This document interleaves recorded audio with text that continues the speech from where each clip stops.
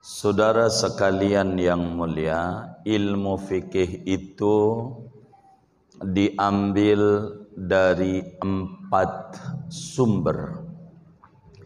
Yang pertama adalah Al-Quran, yang kedua hadis Nabi, yang ketiganya ijma', dan keempatnya qiyas. 4 inilah disepakati oleh ulama madzhab 4. Sebetulnya hampir 12 yang lain ikhtilaf. 4 ini pokok. Semua fikih ini enggak akan lepas dari 4 sumbernya, tapi semuanya berpulang pada Quran dan hadis. Bismillahirrahmanirrahim. Dengan nama Allah yang Maha Pengasih lagi Maha Penyayang. Aku mulai mengarang kitab Matan Taqrib, kata Tuan Musannif. Alhamdulillahi Rabbil Alamin. Adapun segala puji yaitu tertentu bagi Allah Tuhan semesta alam. Wa sallallahu ala sayyidina Muhammadin Nabi. Dan moga-moga memberikan rahmat oleh Allah atas junjungan kita Nabi Muhammad sallallahu alaihi wasallam, an-nabiyyi yang menjadi nabi, wa alihi tahirin, dan atas keluarganya Nabi yang suci-suci, wa sahabatihi ajma'in, dan sahabatnya Nabi seluruhnya. Qala al-qadhi Abu Suja'in Ahmad bin al-Husain bin Ahmad al-Asfahani rahimahullahu ta'ala telah berkata oleh Qadhi Abu Suja', nama aslinya Ahmad bin Husain bin Ahmad yang bangsa Asbahan, moga-moga merahmati kepada beliau oleh Allah Ta'ala.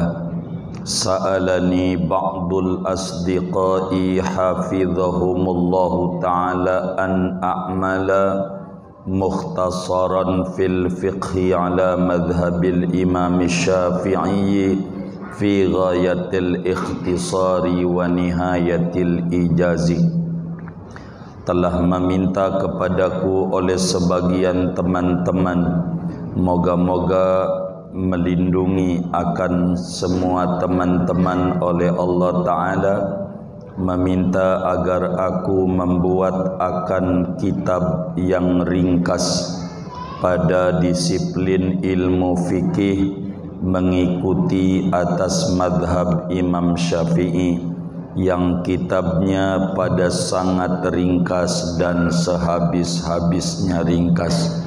Wallahu alam bisawab. Kita bedah dulu. Saudara-saudara sekalian yang mulia, pertemuan yang lalu kita membahas mabadi'ul asyarah daripada ilmu fiqih. Baru berapa ya? 7. Maka sisanya kita lanjutkan malam hari ini, membahas tentang pengambilan ilmu fikih dari mana, lalu kemudian hukum mempelajarinya apa, dan ke-10 materinya apa-apa.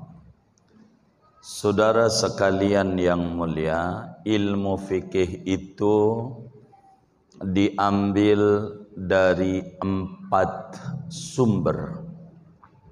Yang pertama adalah Al-Quran, yang kedua hadis Nabi, yang ketiganya ijma', dan keempatnya qiyas. 4 inilah disepakati oleh ulama madzhab 4. Sebetulnya hampir 12 yang lain ikhtilaf. Dalam madzhab Syafi'i nanti ada istishab, begitu. Ada madhab seperti Ahmad bin Hanbal namanya saddan lidzara'i', ada namanya masalihul mursalah pada madhab lain. Tapi yang 4 ini pokok. Jadi kalau mau mengambil hukum Islam, pertama dari Quran. Jadi fikih itu ilmu peresan dari Quran dan hadis yang sudah enak mengenakan. Itulah fikih. Kenapa dikata enak mengenakan? Kalau masih beras, puyeng kita ngemasaknya. Masaknya puyeng. Bisa gosong, bisa jadi aron, jadi bubur. Jadi standar masak ada aturannya. Yang enak semacam KFC begitu, udah matang. Perut kita lapar. Bukan ngomongin nih beras nanemnya berapa bulan, pengairannya berapa, puyeng kalau begitu tuh, puyeng. Kita mau orang lapar tinggal makan. Ilmu fikih itu tinggal makan dari Quran. Bila di Quran tidak ketemu, maka kemudian ngambilnya dari hadis. Kemarin juga disinggung tuh hadis dari mulai Bukhari, Muslim, Abu Dawud, Tirmidzi, Nasai, Ibnu Majah, Muwatta, Sunan Darimi, Mustadrak Imam Hakim, Sahih Ibnu Hibban, Sahih Ibnu Khuzaimah, Sunan Ad-Daraqutni, kemudian itu Mu'jam At-Tabarani, Sunan Al-Baihaqi, Musnad Ahmad bin Hambal. Ini referensi hukum. Kalau di hadis enggak ketemu, cari ijma, konsensus para ulama. Begitu. Kalau enggak ketemu lagi qiyas. Dan qiyas ini adalah hujjah syar'iyah, termasuk sama dengan ijma. Ijma itu hujjah syar'iyah. Jadi dalil dalam agama. 4 ini pokok. Semua fikih ini enggak akan lepas dari 4 sumbernya, tapi semuanya berpulang pada Quran dan hadis. Quran dan hadis. Kata Imam Haddad, saudara, wa'lam annahu la yastaqillu fi 'ardi jami'i umurihi allati taqa'u minhu fi zahirihi wa fi batinihi 'alal kitabi was sunnati kullu ahad. Fa inna dzalika makhsusun bil ulama'ir rasikhin. Fa in ajazta an syai'in min dzalik fa 'alaika birruju'i ila man amarakallahu ta'ala birruju'i ilaihi fi qawlihi azza wa jal fas'alu ahla dzikri in kuntum la ta'lamun. Kata Imam Haddad yang ratibnya kita baca dan banyak dibaca oleh kaum muslimin, Imam Haddad bilang, ketahuilah olehmu, tidak semua orang bisa langsung comot-comot dari Quran dan dari hadis dalam setiap problematika kehidupan yang menyangkut pada dirinya. Tidak semua kita bisa langsung terjun pada Quran dan hadis. Sebab Quran dan hadis laksana lautan. Orang gak bisa renang main ke laut. Bagaimana kira-kira? Ya, modar bisa dia. Jadi yang gak bisa renang mainnya di kobakan kecil yang gak ada ombaknya. Bener enggak? Kobakan kecil. Itu mainnya. Namanya ilmu fikih. Yang di laut yang udah pandai berenang. Begitu. Enggak semua orang bisa langsung nyebur di Quran dan hadis. Sebab itu khusus buat ulama-ulama yang mendalam ilmunya. Imam Syafi'i, Imam Malik, Imam Ahmad, Imam Abu Hanifah, ulama-ulama. Begitu juga yang lainnya, Imam Auza'i, Sa'id bin Musayyab, Imam Lais bin Sa'ad, Imam Sufyan bin Uyainah, Sufyan Sauri, Imam Abu Saur, dan seterusnya. Itulah mereka.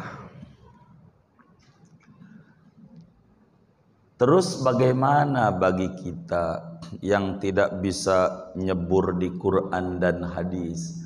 Kata Imam Haddad, fa in ajazta an syai'in min dzalik. Kalau Anda tak mampu nyebur di Quran dan hadis, maka ada tugas dari agama. Apa itu?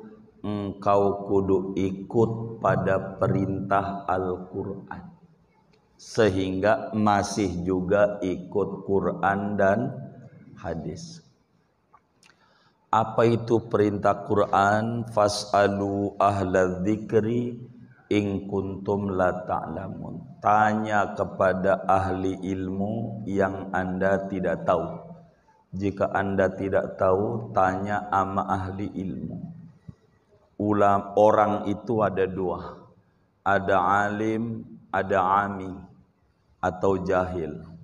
Ada orang itu alim, ada orang bodoh, awam. Orang awam ikut orang alim, orang alim ikut Quran dan hadis. Maka si awam ini kalau ikut ulama berarti ikut Quran, ikut hadis secara tidak langsung. Yang langsung adalah ulama. Jadi kita disuruh ikut ulama, ulama disuruh ikut Quran dan hadis. Begitu tugasnya. Begitu. Kita disuruh ikut siapa? Ulama.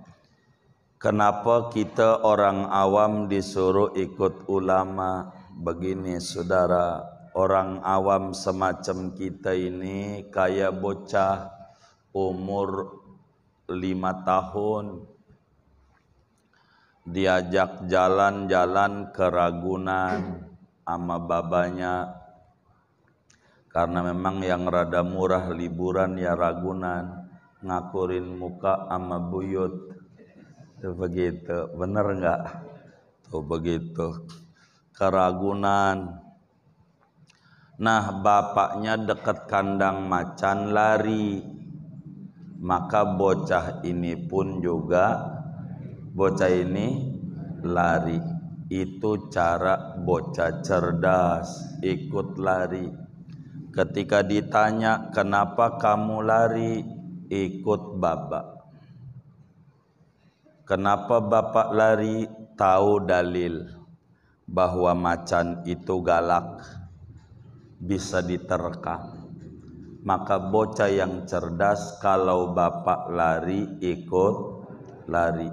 Jangan jadi bocah yang tidak cerdas. Gua mau diem aja. Ngapa baba lari? Gua belum tahu alasan baba lari. Gua mau diem aja. Ogah mau ikut lari. Yang kayak begini bagaimana kira-kira? Terkam macan. Begitulah orang awam, udah ikut aja sama ulama. Kalau ulama udah ngomong, udah ikuti. Itu selamat. Kata ulama besar, hebat, dari Beirut, Libanon. Begitu Syekh Yusuf bin Ismail An-Nabhani, ulama alim kabir, ulama hebat, dalam kitabnya Riyadul Jannah fi Adhkaril Kitabi was Sunnah. Ini ulama hebat.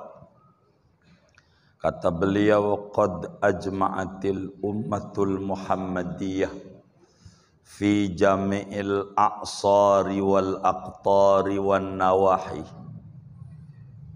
ala anna sadatana al-Ba'alawi min asahi baitin nubuwati nasaban ila akhiri maqal. Kata beliau, sungguh telah seia sekata tu sepakat, konsensus semua ulama nih, bukan baru. Sebab ada ulama, ada baru, ada dua.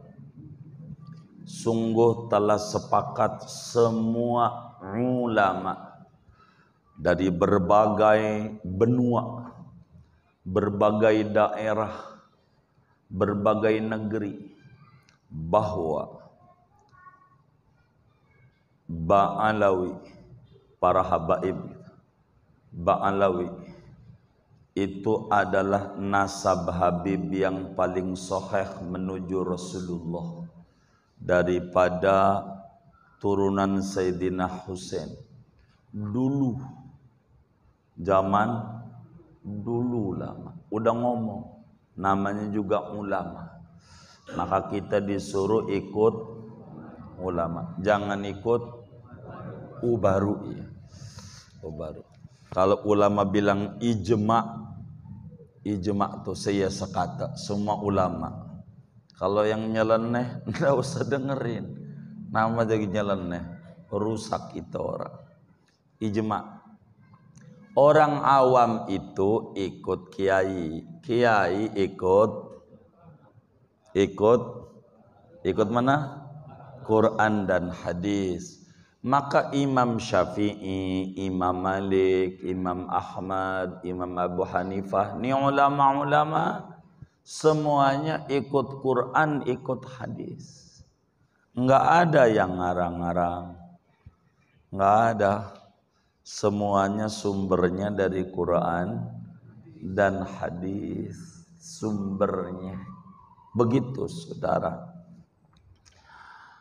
Nah, kita yang awam udah ikut fikih aja.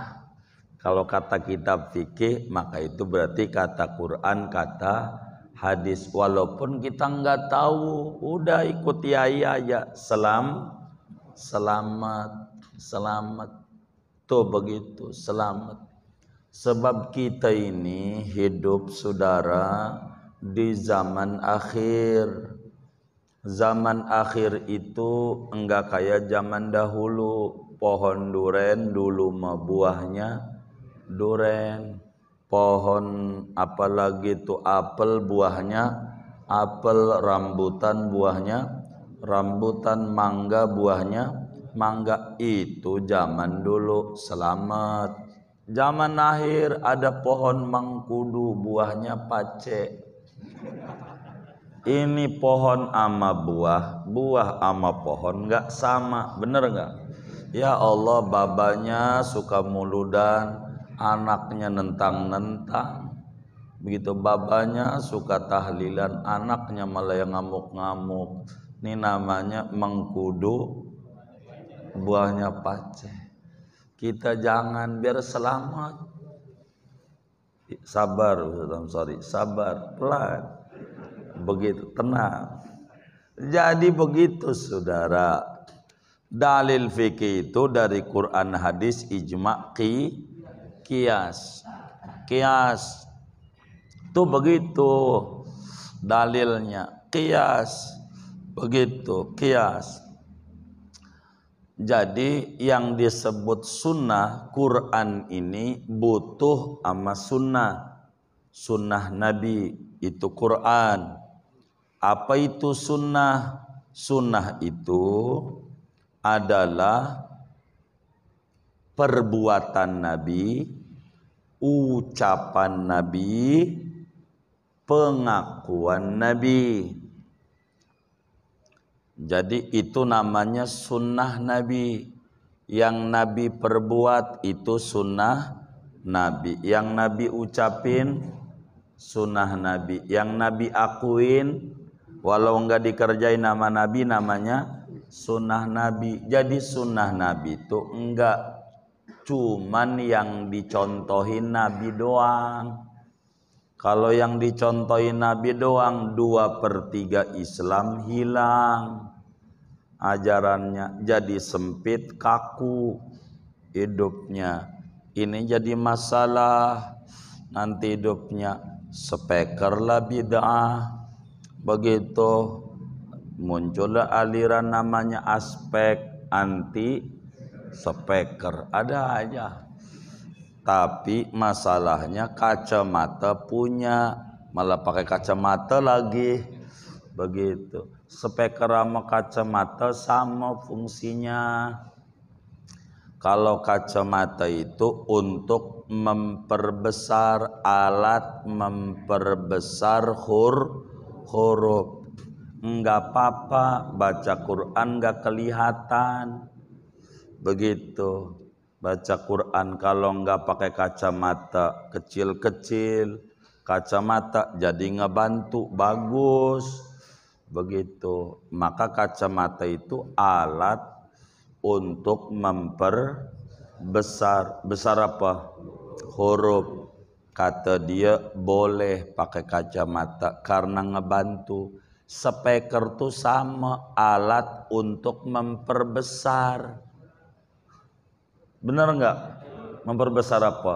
Suara yang tadinya enggak nyampe jadi nyampe. Sama-sama alat memperbesar. Masa kacamata enggak bid'ah, speaker bid'ah? Ini nih namanya enggak pas. Udah speaker bid'ah, handphone punya lagi. Kan jadi masalah. Begitu. Ini zaman akhir kita. Iya, jangan dibikin puyeng Ustaz. Nyantai, sabar.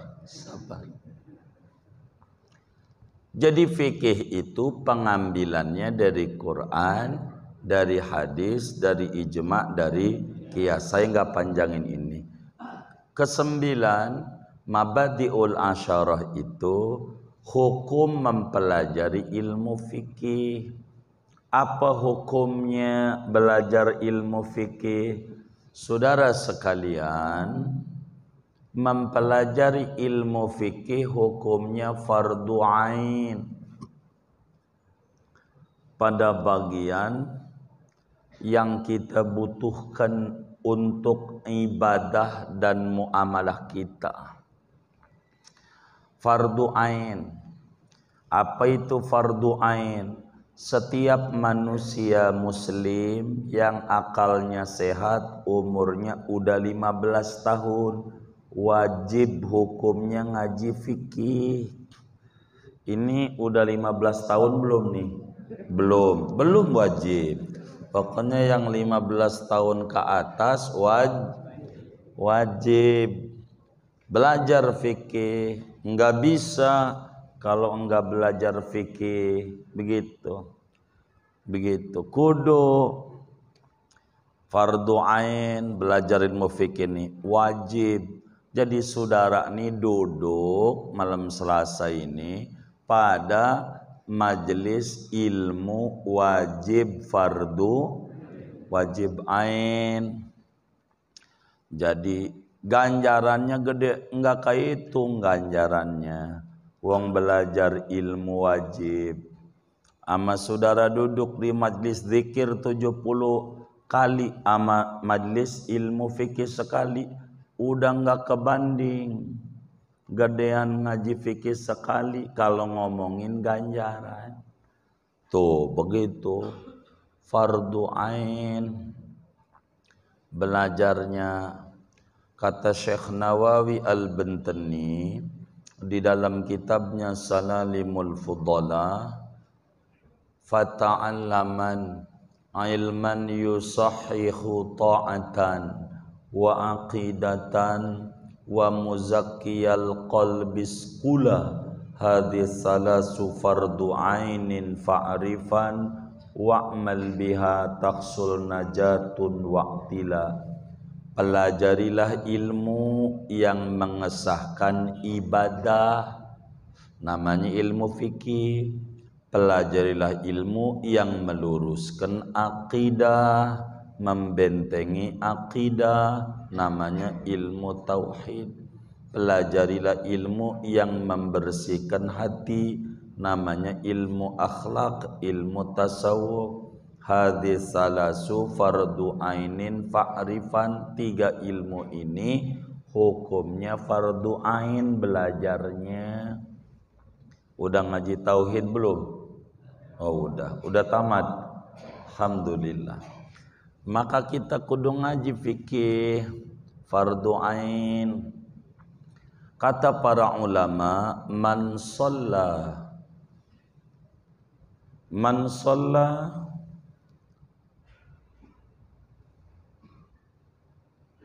bi ghairi ta'allumil wudu'i was salati lam tasihha salatuhu wa in sadafatis sihhata.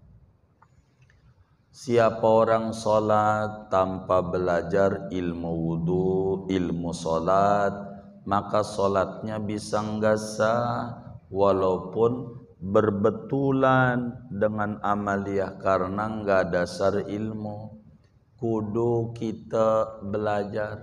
Kalau kata kitab Zubad, wa kullu man bi ghairi ilmin ya'malu a'maluhu mardudatun la tuqbalu. Setiap orang yang ibadah enggak pakai ilmu, ibadahnya ora diterima, kagak diterima. Maka ngaji fikih nih ngaji ilmu ibadah fardu ain, biar benar kita ibadahnya fardu ain. Keterakhir, materinya apa ilmu fikih? Macam-macam. Qadayahul bahisatu an ahwali mawdu'ihi. Fikih itu materinya banyak. Begitu fikih, macam-macam. Dan kitab kita ini kecil tapi lengkap. Pertama, kitab kita ini membahas fikih ibadah. Dari mulai wudu, salat, di dalamnya nih wudu, mandi segala macam, sampai salat, zakat, puasa, haji. Ini namanya fikih ibadah. Udah kelar ini, nanti dibahas fikih muamalah. Ekonomi Islam. Bagaimana jual beli COD, bagaimana jual beli online dibahas. Bagaimana jual beli pupuk kandang ada di sini. Muanya ada. Sabar. Ini belum mulai. Baru mau fikih muamalah. Bakal dibahas apa itu saham, apa itu obligasi, dan seterusnya. Bagaimana sistem karyawan dalam Islam, apa itu CV, PT, firma, yang disebut TBK, apa itu. Nah ini bakal dibahas di kitab kita ini. Begitu. Sudah fikih sampai apa itu wakaf. Begitu. Sehingga kita tahu apa musola, apa masjid, itu bakal dibedah. Apa itu hibah. Kalau udah kelar baru ngomongin fikih mawaris. Yang ketiga yaitu tentang bagi waris. Akan diterangkan calon ahli waris dari laki-laki jumlahnya ada 15, calon ahli waris perempuan ada 10, totalnya 25 calon. Bisa dapat bisa enggak, nama juga calon kembang. Kalau gugur ya kagak calon. Calon gubernur kan bisa jadi gubernur, bisa kagak ya kan. Nama juga calon. Tuh begitu biar kita tahu kita dapat warisan apa kagak. Begitu. Itu nanti dilihat. Begitu. Jangan kemudian ini wasiat baba, kata baba tanah yang di samping binus tuh jangan dijual, tanah orang. Bener nggak? Lah iya itu mah bukan wasiat. Bilangin wasiat tuh beda isinya, ntar diterangin apa itu wasiat. Bener nggak? Gimana Sasari? Iya, ntar nih, karena ntar itu namanya warisan. Dengan warisan kita punya duit, maka keempatnya fikih munakahat, hukum perkawinan Islam bakal diatur. Kan kawin perlu duit, bener nggak? Maka ngomongin warisan dulu kitab tuh, baru ngomongin nikah. Begitu di sana bakal ngomongin nikah, ngomongin wali nikah, ngomongin tentang cerai. Apa itu cerai? Cerai satu bagaimana? Cerai dua bagaimana? Cerai tiga bagaimana? Bagaimana kalau tiga sekaligus? Bagaimana kalau cerainya lagi marah-marah? Yaudah kalau begini cerai aja. Ya udah, gue cerai. Gitu. Jangan atuh. Ya udah tiga. Nah, ini bagaimana tuh kalau begitu tuh? Itu bakal dibahas di kitab kita, namanya hukum perkawinan dalam Islam. Inilah hebatnya kitab kita, akan dibahas. Entar ngomongin tentang hukum perdata lagi, entar ngomongin hukum pidana Islam. Begitu bagaimana kalau orang melakukan tindak kriminal, mencuri umpamanya, apa yang diatur oleh Islam, membunuh umpamanya, apa yang diatur oleh Islam itu nanti diatur. Entar diatur tentang peradilan Islam, bagaimana seorang hakim kudu mutusin yang benar. Begitu itu diatur, termasuk hukum tata negara. Syarat orang jadi presiden itu yang kudu dipilih yang bagaimana, gubernur itu ada di dalam ini, ada semuanya kitab ini. Begitu. Kalau udah selesai ngomongin terakhirnya tentang perbudakan, diatur tentang bagaimana supaya merdeka. Kalau udah begitu kitab kita ini habis. Udah dah tuh. Kalau begitu, apa udah segitu aja tuh? Kan udah habis tuh kitabnya. Bener nggak? Udah habis. Udah tuh, ini isi kitab kita, materinya. Tuh, itu materi ilmu fikih. Jadi Islam tuh bukan urusan cebok doang, politik juga tahu. Islam tuh begitu, kayak begitu, maka disebut ada politik kiai, ada kiai politik. Begitu, beda begitu. Ini diatur. Semuanya Islam lengkap. Inilah kurang lebih saudara-saudara sekalian, namanya Mabadiul Asyarah, program dasar ilmu fikih atau ilmu hukum Islam. Kita masuki materi. Bismillahirrahmanirrahim. Dengan nama Allah yang maha pengasih lagi maha penyayang. Saudara-saudara sekalian, para ulama telah memperbincangkan panjang lebar terkait dengan bismillah dan tinjauannya dalam hukum syariat dalam kitab-kitab ulama. Sudah ditulis semuanya tentang bismillah.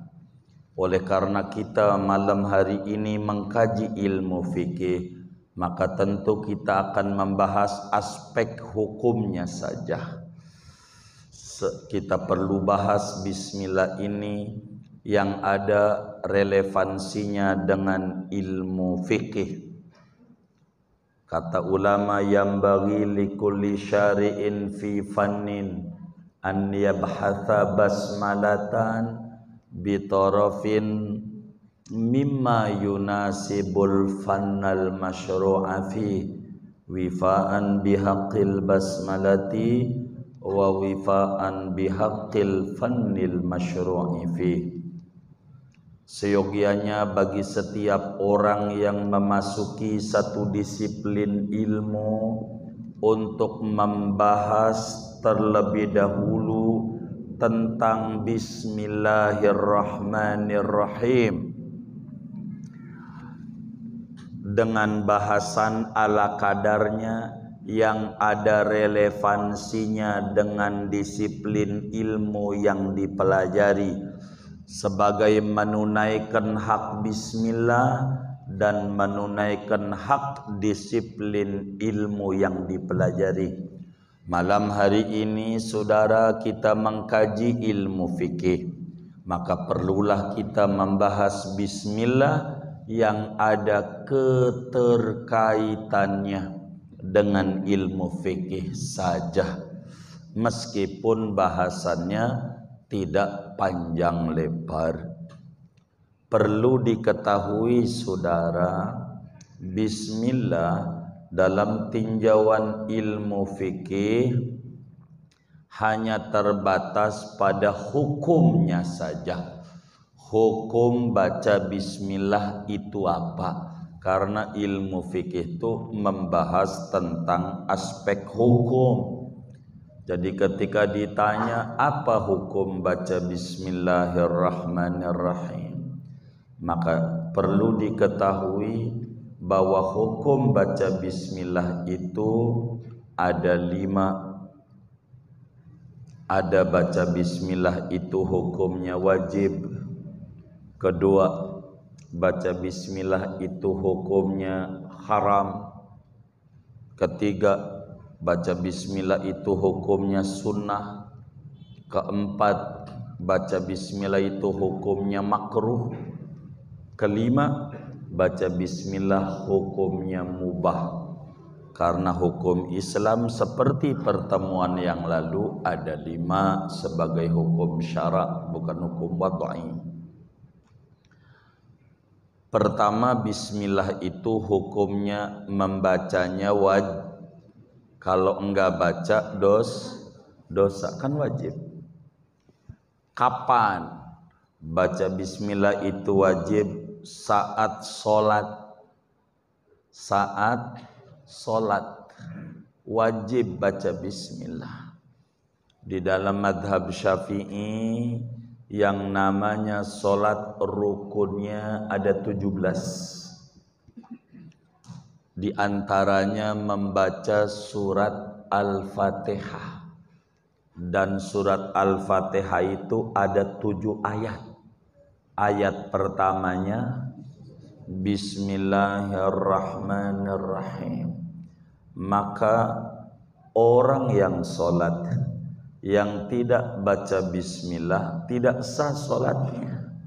Tidak sah sholatnya kalau enggak baca. Karena bismillah adalah bagian Al-Fatihah, dan Al-Fatihah merupakan rukun sholat, seperti nanti di depan. Sehingga bismillah ini kudu dibaca, jangan sampai enggak baca. Urusan saudara bacanya kenceng apa pelan, bab lain. Yang penting baca. Ada orang dari Rawabelong umroh begitu. Pulang umroh dia langsung aja di masjid sholat, kagak baca apa? Bismillah dia. Langsung aja alhamdulillahirabbil alamin. Selesai salam ditegur sama temannya, "Bang, kok kagak baca bismillah?" Dia melotot, "Makanya umroh." Begitu. Jangan mainnya di pasar kembang aja, begitu kata dia. Makanya umroh. Di Arab kagak baca bismillah, begitu kata dia.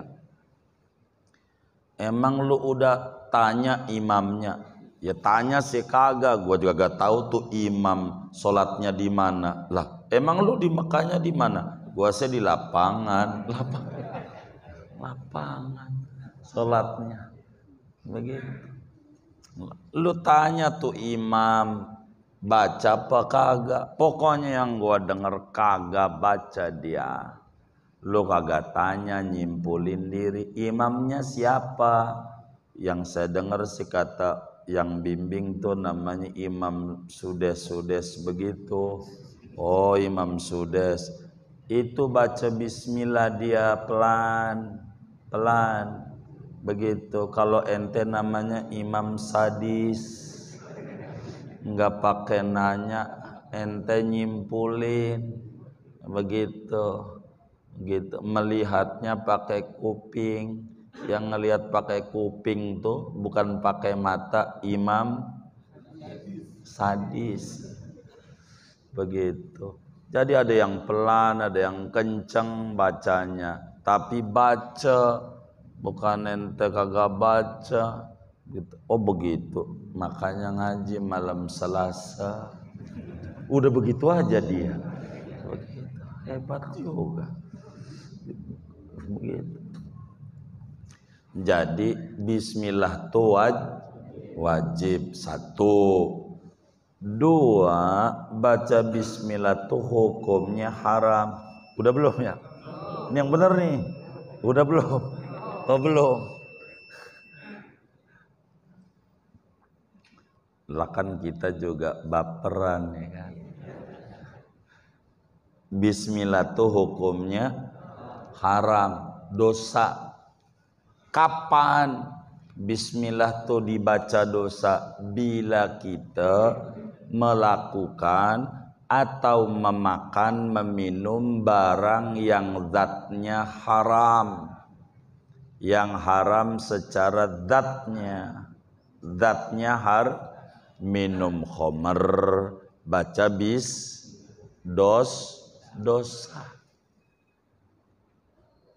dosa karena khamr itu haram, dosa begitu, karena haram zatnya dosa begitu. Tapi kalau zatnya enggak dosa karena haramnya faktor X, bismillah masih sunat. Seperti makan nasi uduk dapat nyolong, nasi uduknya dapat, makannya ini masih sunnah baca.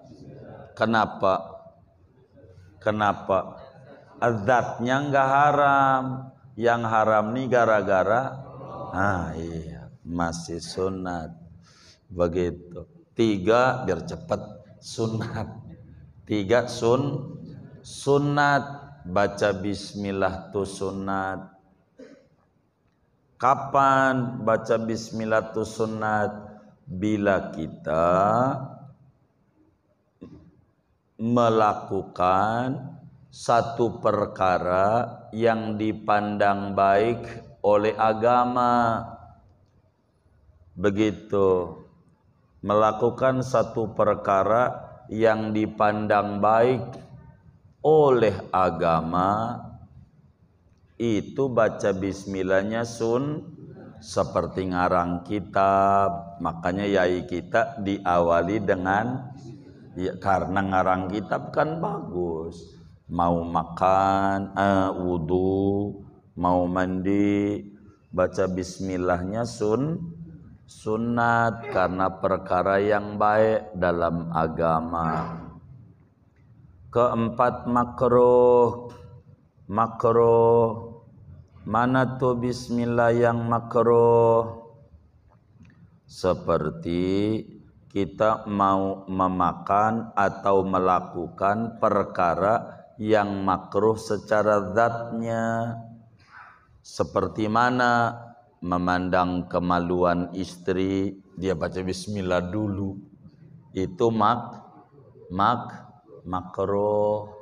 Makan yang makruh zati, maka bismillahnya makruh. Begitu ya, zatnya begitu. Kelima, baca bismillah itu mubah bila kita melakukan perkara-perkara hina, perkara recehan, seperti mohon maaf ada pakaian jatuh dari sampiran, bismillahirrahmanirrahim, itu boleh baca bismillah, boleh kagak. Ngambil jatuh lagi, bismillah, enggak baca bismillah, boleh baca bismillah, boleh. Tapi yang mubah ini bila kita niatnya baik dapat ganjaran karena faktor X, niat yang baik. Inilah hukum baca bismillah. Bismillah itu saudara bisa sunnah kifayah, sunnah ain. Segini aja dulu, Bang Haji Wahab udah diri.